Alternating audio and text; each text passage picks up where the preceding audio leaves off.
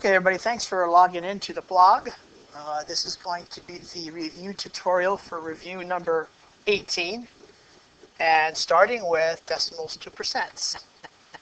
As you might remember, when we change a decimal to a percent, the easiest way to take care of it is move the decimal twice to the right. So if we do that for 0.45, you get 45%.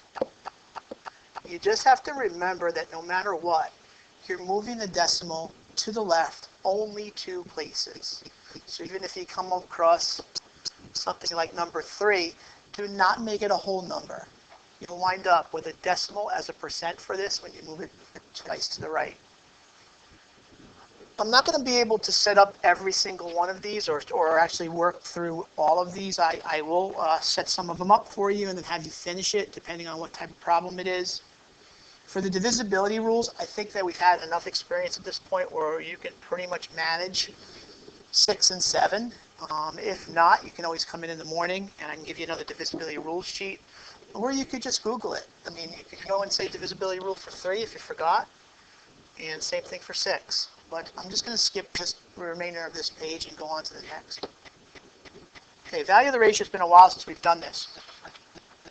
Value of the ratio is like reducing a fraction to lowest terms or simplifying a fraction. So if you have an 8 over 10 or 8 to 10 as a ratio, think of a number that can go into both of them evenly. And this is, again, the reason why we do divisibility rules, because you should be able to see that 2 will go into both 8 and 10. And so then 8 divided by 2 is 4. And 10 divided by 2, it's 5. So we say that the value of that ratio is 4 to 5. You have to be careful with something like number 10, and this is going to be one of the sections where I'm going to give you quite a bit of help. And you'll see you'll wind up walking away from this section with 3 answers, but that's okay. 8 to 40, if you don't see that 8 goes into both right away, which it does, but you see that 2 will work, that'll get you started. 8 divided by 2 is 4, and 40 divided by 2 is 20. However, 4 to 20 is still not the value of the ratio. You have to reduce it further. So at this point, you could say, well, I know that 4 goes into both, and that'll get you where you need to go. But if you don't see that right away, you could always cut that in half by dividing by 2. And then you wind up with 2 to 10, but you're still not at the value yet, so you got to do it again. Divide by 2, and your value winds up actually being 1 to 5. And then if you do it that way, I would wind up circling it just so we can see what the final answer is. And again, if you can see that 8 goes into both 8 and 40 evenly, you can knock it out pretty quickly. The other freebie you're going to get, because I know it's been a while since we've done it, is when there's no other number other than the number itself that goes into 5 or 9, we can't reduce this any further, so we say that the value of the ratio 5 to 9 is 5 to 9. So you do have to rewrite it. Don't leave it blank, and don't write down that there is no value. That there is, it just happens to be it's the same as the original ratio. 5 to 9 is our value. Okay, 4 corners. Also been a while since we've done this. Look for ways that you can connect between either top to bottom or left to right. Now with number 12, you can do it either way. It'll work either way. You can make a connection this way or this way. And it happens to be a multiplication factor of 4. So 1 times 4 gets you 4, and then you just figure out 15 times 4 for the bottom gets you to 60. It'll also work, in this case, this way. 1 times what makes 15? Oh, well, times 15 makes 15. And then actually 4 times 15 will get you 60. So it'll work either way.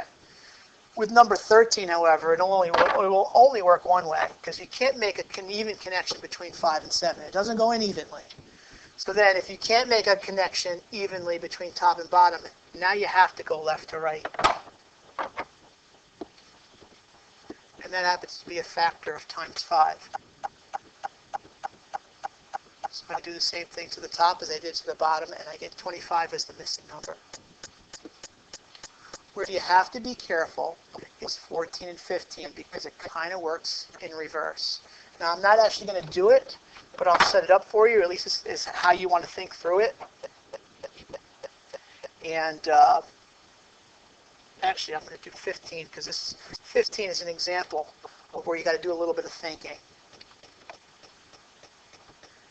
I'm going to make a connection here, although I could go here too because they'll both go in evenly, but I'll make the connection between 10 and 60, which is times 6. Here's where you have to be careful, though. It's not 12 times 6 that gets you the missing number. It's a number that we don't know times 6 that will make 12. So you're saying to yourself, what number here times 6 will make 12? And I'm actually going to let you do it. I'm not going to finish it up for you, but you're trying to get the gist.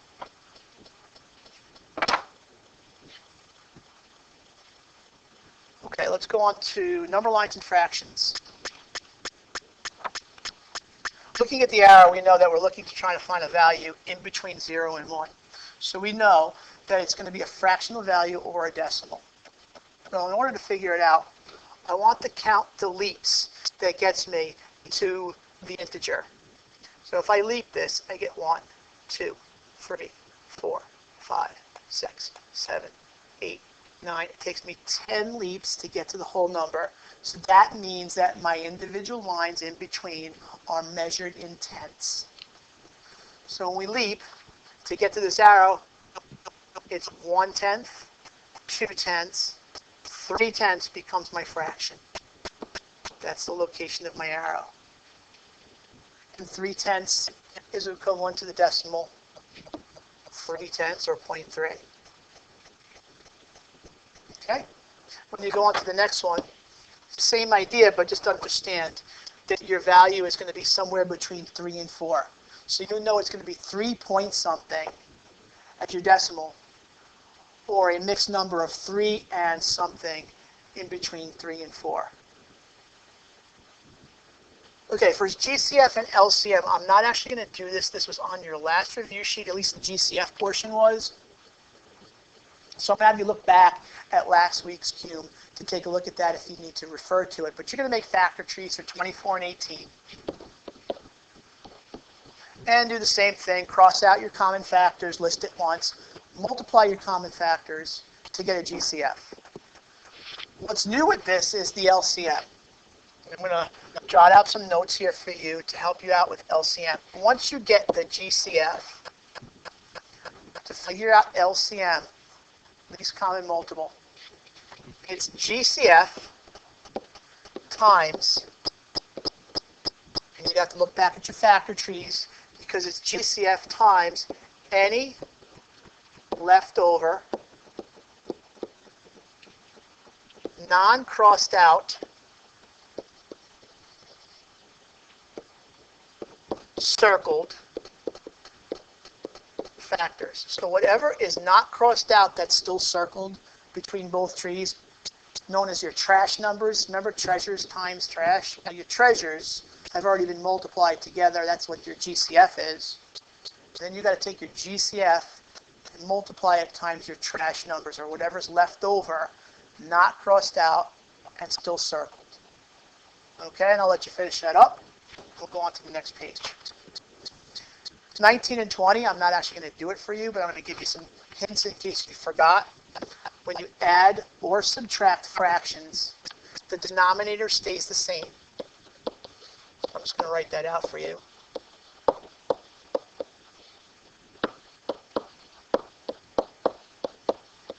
Therefore, you just add or subtract numerators. That's your helpful hint for 19 and 20. And I think you'll be okay with this because I've noticed in previous review sheets, there hasn't been too many issues with adding and subtracting fractions.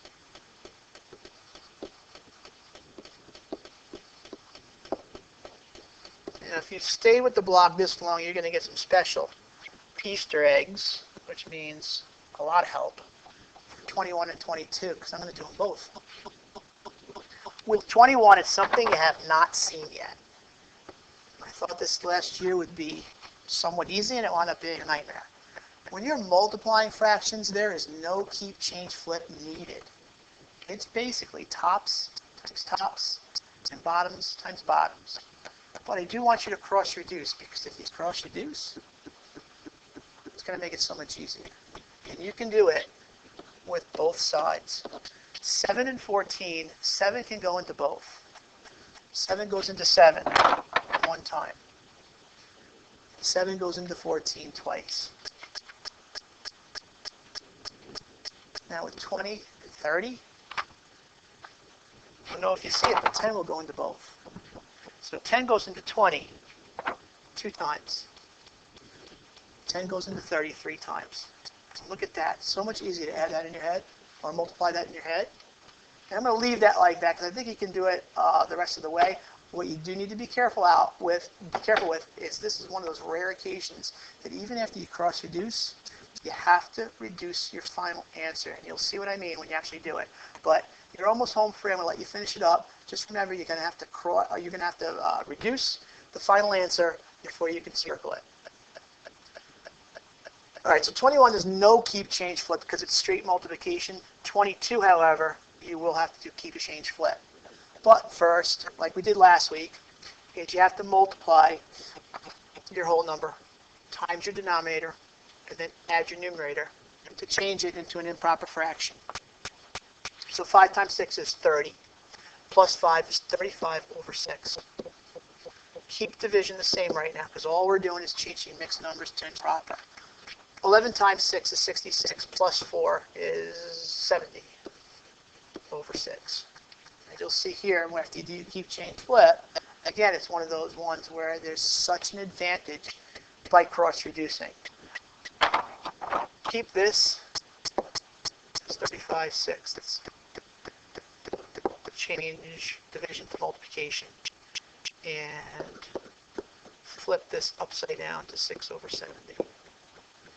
And I'm going to leave that like that because you'll see if you cross reduce, because you can do both sides, you're going to come away with 2 really manageable fractions that could be multiplied easily in your head. All right, so bring that one on home yourself. You should be good there. And finally, our last page. And again, I'm not going to work through it with you because you have a calculator that you can use to check your answers. And I kind of want you to do that because if you get something that's different from what you get on the page, you can always go back and see where you made your mistake. I will remind you, general reminder for this page, for 23 and 24 at least, is when we multiply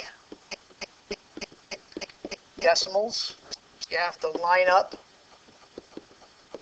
digits, not necessarily line up decimals, although when you line up the digits sometimes, the decimals will naturally line up. With 16.8 times 0.19, when you line up the digits, the decimals will not line up. And I will take it a little bit further for you. Because when it's done, it's going to look like this. And then, without actually doing it, because I'll let you do it, remember that you have to move the decimal 3 times when you get the final product. With 24, you do have to line up the decimals.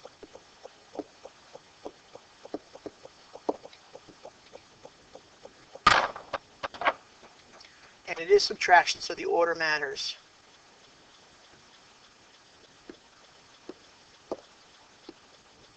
And if you remember, you're going to add an annex 0 as a placeholder for the thousandths place. And then you're going to subtract. So remember, when we add or subtract,